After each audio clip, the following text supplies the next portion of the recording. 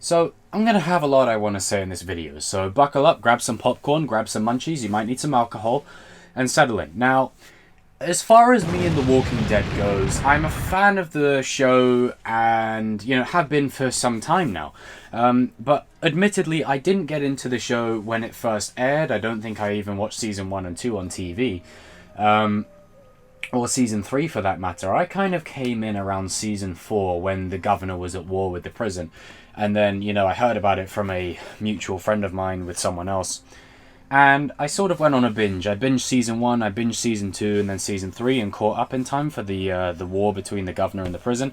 And ever since then, I've been an avid fan, a viewer. I've watched every episode as soon as it's aired or as soon as it's come out. So, I've seen the show in its high points and in its low points.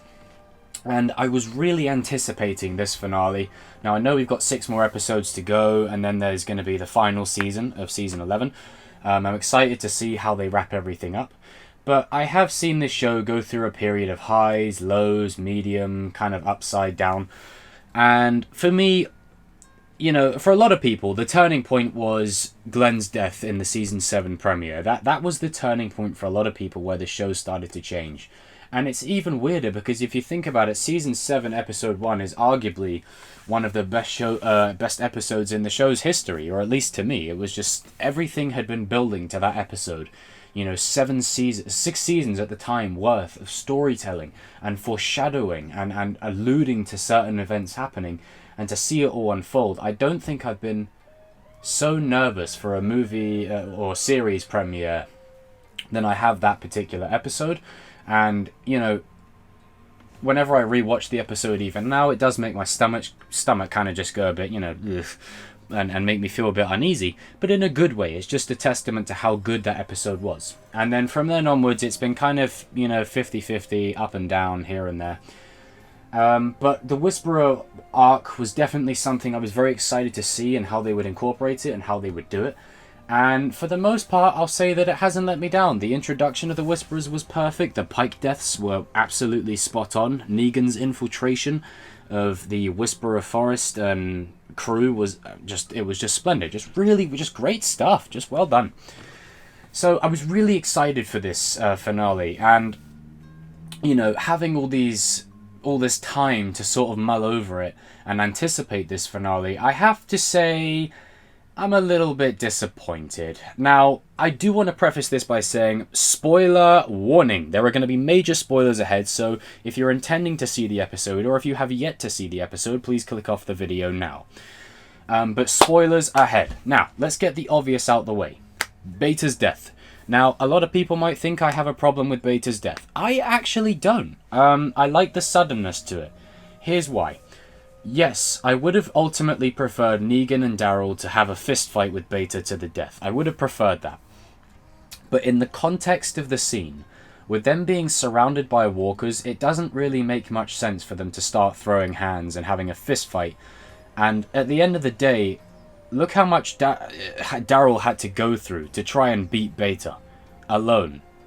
And it took pretty much a lot of life and soul out of him, and he had to shove him down an elevator shaft, and Beta still got up from that.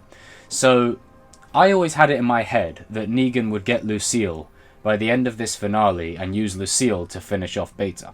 Now obviously that didn't happen, but it makes sense as to why Negan provided the distraction. So Daryl says to the rest of the crew that he's with, we're going to go and take the fight to them, and we're going to draw Beta out. So that's exactly what they do. Negan stands there as bait, says, "Hey, shithead." And then it has that sort of beat with the music, and it's really cool. And then Beta's just running through the horde, throws a walker on top of Negan. And at that point, I was genuinely actually kind of worried for Negan. I thought, oh no, here we go. This is it. This is his heroic moment. Because as I've said in a couple of my videos before, there is this sort of trope within Hollywood or in movies or in TV shows. Whenever we redeem a character, we have to kill them. I've never been a fan of that. I don't like that. To me, it's much more interesting for a character to redeem themselves and then go from there, because then you get such great, rich story, and it's just more engaging and it's more interesting. I've seen that 1,000 times where a person redeems and then dies. I'm not a fan of it. Never have been, because it's just a waste of potential for what the other character could be. Sometimes it works, I'll say that. Sometimes it works for the meaning that you're going with and the story that you're telling, and it adds and serves other characters' arcs. In that case, then it makes sense.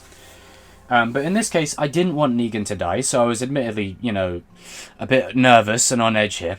And then Beta throws a walker on top of him. Negan stabs the walker. Beta holds him down to the ground. And then all of a sudden, as he's about to do his bad guy speech monologue, Daryl comes past, slashes him in his side, and then stabs him through his head. And this is why I don't have a problem with it. It's the same reason I don't have a problem with the Darth Maul Obi-Wan fight from Star Wars Rebels, is because, as I said, Daryl knows what Beta's capable of. You want to get in there, get him quick, and take him out. Don't give him any chance to really get any physical ground, because as cool as Negan and Daryl are, you're surrounded by walkers, and arguably that's Beta's territory. So you're already at a disadvantage. And look what happened. The minute that Daryl stabbed Beta, all the walkers started swarming him and surrounding him. So they would have been down in seconds. Absolute seconds. Now, I want to give a shout out to Beatrice and the actress who played her. Thank you for bringing this character to life for the past few seasons. Now, admittedly, it's only a minor character. It's not, one of the big players, but she has been around since season 7, where Tara had her arc, meeting the Oceanside people and the history with the Saviors. So another, community character is gone, and I like the fact that, she was serving the greater cause. She wanted Carol to take the bag. She knew she was going down, and it's such a shame, but, there had to be some deaths in there, otherwise the show, the finale wouldn't have had any payoff. But back to Beta. The way he went out was so unique and so interesting to me. When, it cuts to him taking the knives out of his eyes, even though, we know it's Daryl. But it's sort of how twisted and how mentally deranged he's become. He's gotten to the point of almost insanity. And he's smiling as the walkers are starting to devour him. He's smiling and he's relishing in it and he's loving it. And I do love the fact that Negan points out, you know who that asshole was? Because obviously Beta was a famous country singer. So maybe Negan was a fan. Who knows? And then Daryl just says, yeah, it don't matter. Not one bit. But it kind of reminded me of when Morales was brought in, the original season 1 character. He was brought in and they killed him off within a second just to say, hey, stop theorizing. What a waste of a character that was. I might talk about that more in a minute. But I like this finale. I like the Negan and Daryl team up. I like Negan doing what he did. Lydia definitely grew on me. And Father Gabriel, can we just give a shout out to one of the best character arcs in the show? Just think of where you meet him. You meet him on a rock, hiding from walkers like a little baby, and then trying to snake out Rick's group when they get to Alexandria to becoming this sort of badass priest. And what's cool about Father Gabriel is he's standing there with a shotgun ready to take on the Whisperers, last man standing, which is cool in itself, and he starts reciting quotes. It reminds me, you know what it reminds me of? It reminds me of, if you've ever seen Saving Private Ryan, there's a soldier in that film, the sharpshooter, the sniper, and every time before he takes a shot, he starts reciting verses, and it's just, there's something so cool about it, that in the face of danger, he's like, something, clicks the gun and then fires. It's perfect. And I think it always reminds me of when they attack the Savior compound at the end of season 6, and Gabriel finds the Savior in the grass, he says the verse and he shoots him. But shout out to Gabriel for just having one of the best arcs in the show, and I'm so happy that he's just come through. He's one of my favourite characters on the show. He's definitely grown on me, and from where he started, it's just such a great transition. And I honestly thought he was going to bite the bullet this season. I thought that was it. I thought he was going to go down. I thought it was time for him to be finished, because there's been a lot of speculation about the water tower death, and ultimately the water tower death never happened. It never happened. So I don't know if they're saving that, or they're going to do it in a different way, or what have you, but no water tower death, I guess. But yeah, shout out to Gabriel. We've got him still alive for another season, so that's good. Now, season 11 is meant to be the last, so I do hope they bring Rick in, and then, you know, Rick and Gabriel can kind of meet, and Rick can just relish at how proud he is that Gabriel's turned into this badass. You know, I do love that scene between Rick and Gabriel when they meet the trash people. And, you know, Rick says to him, you know, someone showed me that even enemies can become friends. You know, it's just that bond. It's perfect. I love it. But back to the finale overall.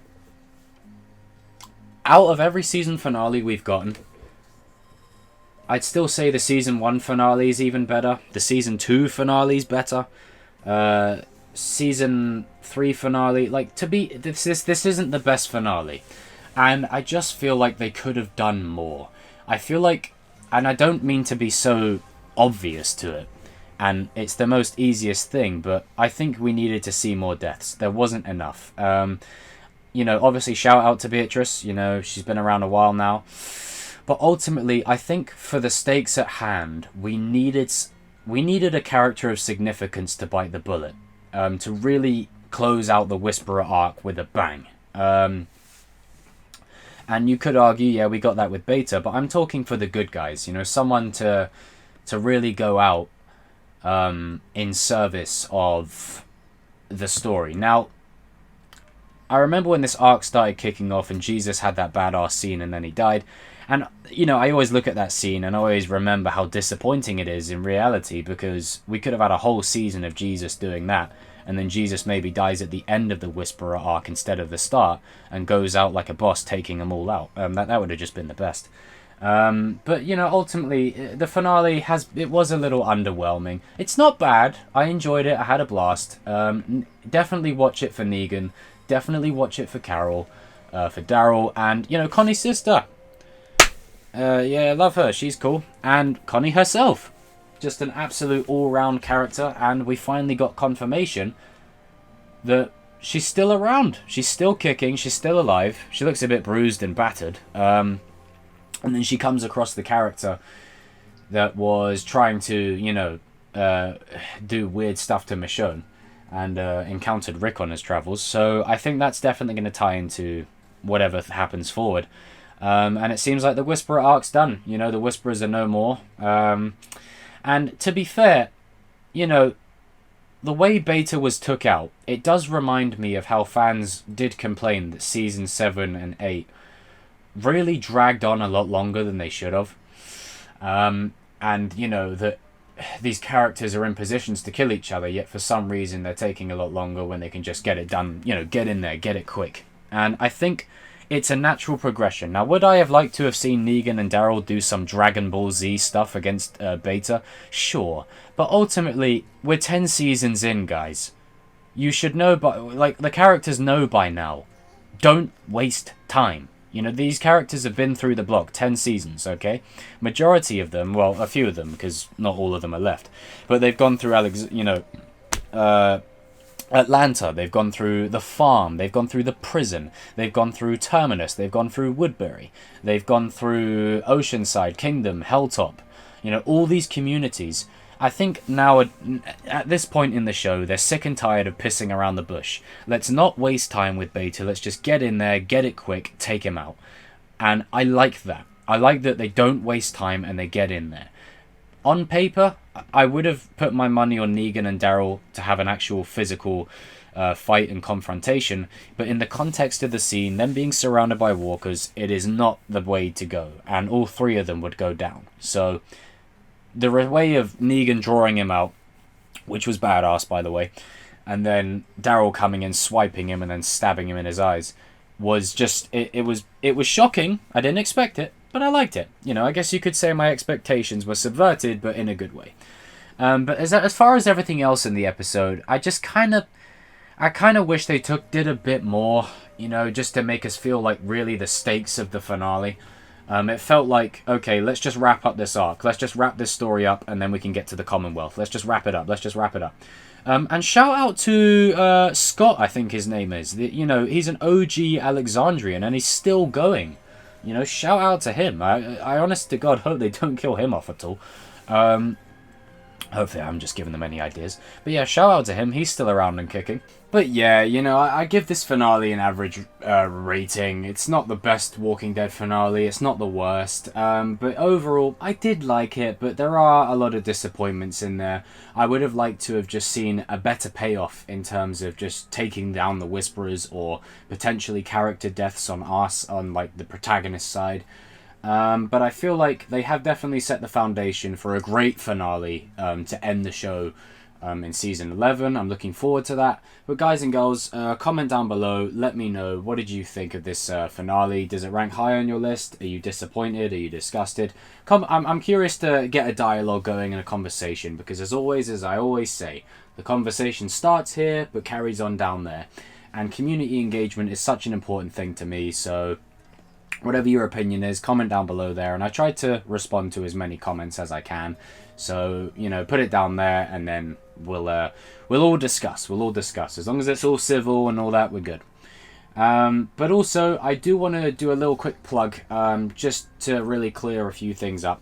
Now, this channel is a diverse channel. I don't just talk Walking Dead, I talk Cobra Kai, I talk Fast and Furious, I talk Star Wars, Marvel, DC, Transformers, Harry Potter, you name it. You name it. So if you have any requests for any videos, or, you know, you want anything in particular or specific, throw it down there and then we can discuss further.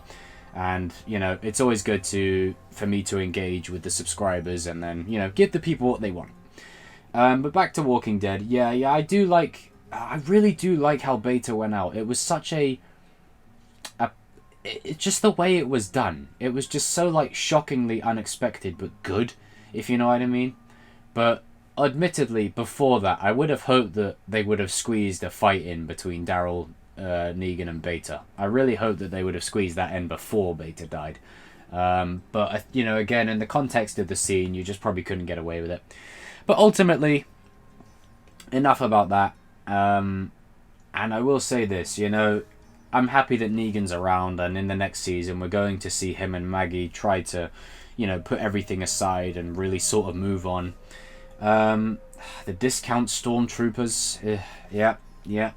And it makes sense, you know, with everything going back to season 1, as I said, you know, these characters have always prophesized that there's something out there. There's some kind of thing fighting this massive infection cure virus thing. So I think this is the perfect way to probably round off the show next season by introducing this big player who aren't anything like walkers or, you know, average private armies or just, you know, tribes vying for control. Let's go all out. Let's make it a big finale for the show. Let's just bring in a whole load of players and really sort of try to strike a balance between it. So I'm looking forward to that. But yeah, guys and girls, comment down below. Let me know what you thought. And yeah, where do you think the characters are going to go from here? Because I honestly thought with all the... Like, they have such a big character roster now. This is why I thought we were going to see quite a few deaths this episode. Because we have so many characters who... They haven't really got much left in their character, if I have to be honest, some of them. So I was expecting them to go, but even if they died, it would still be emotional because we've seen their characters evolve. But we didn't really kind of get that. It was just sort of kind of safe in a way. And we didn't get that water tower death that everyone had been sort of speculating on. So I don't know if we're ever going to get that or if they're just going to save it and do it in a different way. But yeah, I'm excited to see where they go with the Commonwealth. I think it'll be interesting. And it will be definitely a breath of fresh air for the show. I think the show needs it. I think everyone's probably a little fatigued with community versus community versus community. I mean, if you think about it, since season 3, it's just been community versus community. I mean, in season 2, you didn't really have that. You just had like the odd group of people here or there. But in season 3, you had Governor and Woodbury. Season 5, you had Terminus. Season 6, you had Alexandria. Season 7, you had the Saviors. Then you had Oceanside. Then you had Hilltop. Then you had Kingdom. Then you had the Trash People. So I think people are a little communitied out.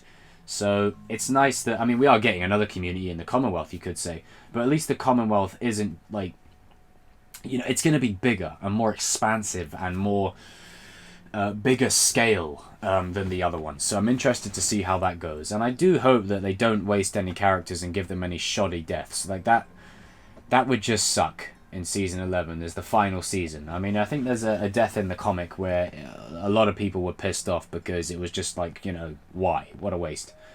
But yeah, that's all I have really to say on the episode. I definitely felt extremely tense before they all, you know, as they covered themselves in the walker guts and then walked out into the yard. The episode did a great job at capturing how claustrophobic it can be and how squeezed and tight in you're right next to these walkers. They're not like 2 meters away from you. They're on top of your ass. So the slightest giveaway, you're going to go down unless you try and fight your way through it. But even then, yeah, no one could probably do that. No one could. Not even Beta. But yeah, guys and girls, comment down below. Let me know what you thought. And as always, if you like the video, please hit the like button, subscribe and share. And yeah, I will talk to you all and see you in another video soon. Oh, and let me know if you want me to do any... if you want me to check out A World Beyond, you know, the new show. I might give it a check out. I'm not too sure. I haven't caught up on Fear the Walking Dead in a long time. Because to me, Walking Dead is the main. There is no other. It's the only one. And I would like them to bring Dwight and Morgan back off Fear the Walking Dead and bring them back over to the main show, please. But anyway, see you all in another video soon, folks, and hopefully some more Negan and Daryl scenes, eh? There's someone out there that probably ships those two. And I hope that Negan gets Lucille back at some point. You know, I was hoping that he was going to bash Beta's head in with it, but oh well, what can you do?